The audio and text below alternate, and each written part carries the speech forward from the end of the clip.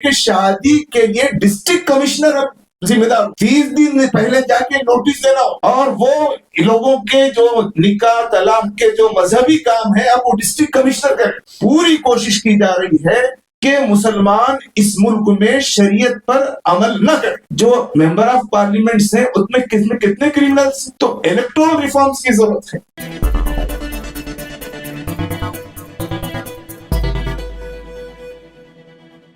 फरवरी 2024 में ऐसा लग रहा है कि हमारे मुल्क में जो स्टेट असेंबलीज हैं उनमें एक कंपटीशन है, खास तौर पे जो बीजेपी रूल स्टेट असेंबलीज हैं वो फैमिली लॉस को खत्म करने की पूरी कोशिश कर रहे हैं। मैं प्रेस के जरिए से हम ये बात बताना चाहते हैं कि हमारे देश में यूनिफॉर्म सिविल कोड मुख्तलिफ पहलुओं से आजादी जब से मौजूद है, जैसे जो क्रिमिनल लॉ चोरी हो, डाका हो, जुल्म हो, उसमें सब शहरियों के लिए एक ही कानून, यूनिफॉर्म क्रिमिनल कोड पहले से मौजूद। और जो बिजनेस है, परचेज है, सेल्स है, लीज है, ड्राइविंग लाइसेंस है, आधार कार्ड है, इन सब के लेने देने के लिए जो कोड है, लॉ है, वो सिविल कोड सबके लिए एक साथ पहले से मौजूद है। ये जो झूठ फैलाया जा रहा है कि एक कम्युनिटी के लिए एक कानून है, दूसरी कम्युनिटी के लिए दूसरा कानून है, देश में एक ही कानून है जो क्रिमिनल कोड के लिए, और एक ही कानून है जो तमाम जिंदगी के उसूलों के लिए। बात सिर्फ ये है कि फैमिली लॉस, जो खानदानी जिंदगी है जिसमें शादी ब्याह तलाक वगैरह आता है, उसमें हर कम्युनिटी को अपने मजहब के हिसाब से, अपने कस्टम्स के हिसाब से शादी ब्याह करने की इजाजत है। वो पर्सनल लॉस है। तो ये एक झूठ फैलाया गया और ये बात बताई जा रही है कि ये यूनिफॉर्म सिविल कोड आएगा तो नेशनल इंटीग्रेशन होगा। ये नेशनल इंटीग्रेशन नहीं है। जब कोई फोर्स किया जाता है तो डिसइंटीग्रेशन होता है। इसलिए हम हुकूमत को ये बात बताना चाहते हैं कि uniform civil code family laws में लाकर ये इंटीग्रेशन, नेशनल इंटीग्रेशन की बात नहीं है, ये डिसइंटीग्रेशन की तरफ मुल्क को ले जा रहे हैं। दूसरी बात ये बताई जाती कि इसके जरिए से जेंडर जस्टिस होगा। यूनिफॉर्म सिविल कोड आएगा, जेंडर जस्टिस होगा। देखिए, मुल्क में फंडामेंटल राइट्स हैं। ये जो यूनिफॉर्म सिविल कोड की बात है वो डायरेक्टिव प्रिंसिपल में है। जब डायरेक्टिव प्रिंसिपल और फंडामेंटल राइट की बात होगी तो डायरेक्टिव प्रिंसिपल पर फंडामेंटल राइट्स की अहमियत ज्यादा होगी। तो मजहब पर अमल करने की आजादी ये फंडामेंटल राइट है।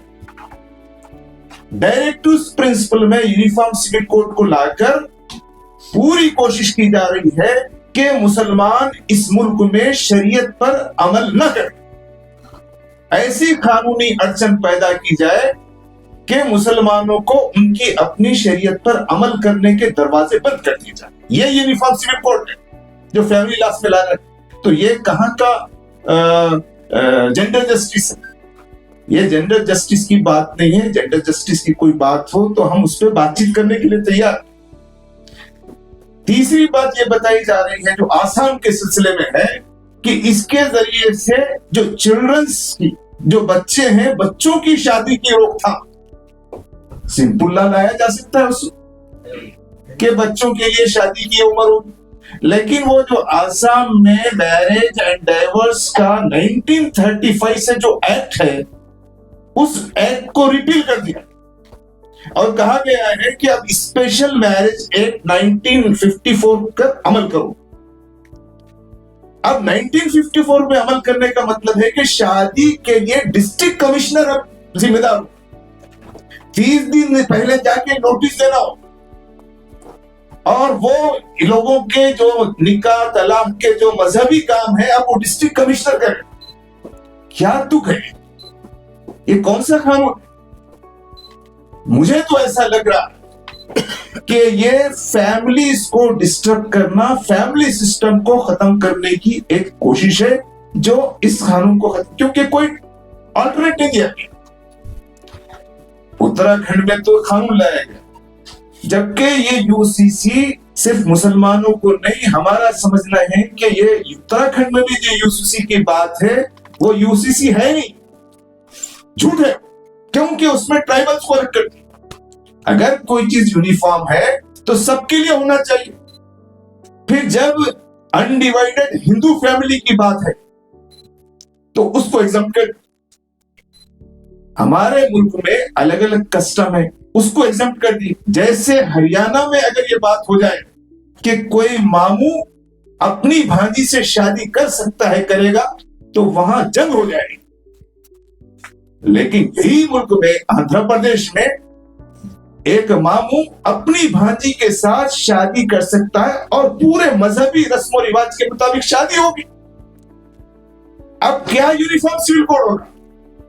तो मेरा ख्याल ये है कि ये जो हुकूमत उत्तराखंड की हो या आसाम की हो, इनके सामने फैमिली लॉज को खत्म करके एक कोई दूसरा लॉ लाना नहीं है, सिर्फ जो मुस्लिम कम्युनिटी है उसको हरेस किया जाए। ये जो बातें उसमें जो लिव इन रिलेशनशिप वगैरह की बात की है वगैरह, उससे ऐसा लग रहा है कि फैमिली सिस्टम को खत्म किया जाए। फैमिली सिस्टम को खत्म करने के बाद क्या बचता है? इलीगल, और समाज में प्रोस्टिट्यूशन को आगे बढ़ा। तो यूनिफॉर्म सिविल कोड की ये बातें मुसलमानों के लिए भी, सारे देश के लिए नुकसानदायक है, इसलिए हम इसकी सख्त मुखालिफत करते हैं और इसको वापस लेने का मुतालबा करते हैं। यूनिफॉर्म सिविल कोड की बात जो कॉन्स्टिट्यूशन में है, उसमें यह बात है कि लोगों को समझाया जाएगा, बातचीत की जाएगी, मशवरा किया जाएगा और उनकी आमादगी से इस्लाहत लाई जाएगी। ये बात है, ये फोर्सफुल नहीं है। डायरेक्टिव प्रिंसिपल की कोई बात कोर्ट ऑफ लॉ से एनफोर्स नहीं की जा सकती। ये बात कॉन्स्टिट्यूशन में लिखी हुई है, उसके बावजूद हुकूमत ऐसा कर रही, जबकि हुकूमत के सामने डिमांड है। जैसे यहाँ आया, हमारा डिमांड ये है कि जो प्लेसेस ऑफ वर्शिप एक्ट है 1991 का, उसको लागू करो। इसमें पीछे फार्मर्स अपनी कुछ डिमांड कर रहे हैं, उसमें पीछे। डायरेक्टिव प्रिंसिपल में सबसे अहम बात यह है कि शराब पर पाबंदी लगाओ, उस पर गवर्नमेंट कुछ नहीं कर। डायरेक्टिव प्रिंसिपल में यह बात है कि दौलत चंद हाथों में ना आए, दौलत को, हुकूमत की, मुल्क की दौलत को सारे लोगों में उनके लाइवलीहुड के लिए उनको तकसीम करने पर कानून साजी, उस पर खामोश। ना शराब पर पाबंदी है, ना ही दौलत की मसावी तकसीम पर है। अब जो बातें आई कि राज्यसभा में, पार्लियामेंट में जो मेंबर ऑफ पार्लियामेंट हैं उसमें कितने क्रिमिनल्स हैं, तो इलेक्टोरल रिफॉर्म्स की जरूरत है, फार्मर्स लॉज में रिफॉर्म्स की जरूरत है, प्लेस ऑफ वर्शिप एक्ट को नाफिज करने की जरूरत है, करप्शन को खत्म करने के लिए कानून साजी की जरूरत, जिसका डिमांड पूरा समाज कर रहा है। उसको छोड़कर फैमिली लॉज के पीछे पड़ जाना, ये कौन सी दानिशमंदी है? ये कौन से मुल्क का मफाद है? ये मुल्क से दोस्ती है या समाज से दुश्मनी है? तो ये जो कुछ यूनिफॉर्म सिविल कोड पे हो रहा है, हम इसकी सख्त मजम्मत करते हैं और हुकूमत से डिमांड करते हैं कि ये जो वक्त का जिया कर रहे हैं, ये कानून मुल्क को डिसइंटीग्रेशन की तरफ, ये कानून मुल्क में लॉलेसनेस की तरफ, ये कानून मुल्क में इलीगल और प्रोस्टिट्यूशन की तरफ ले जाए।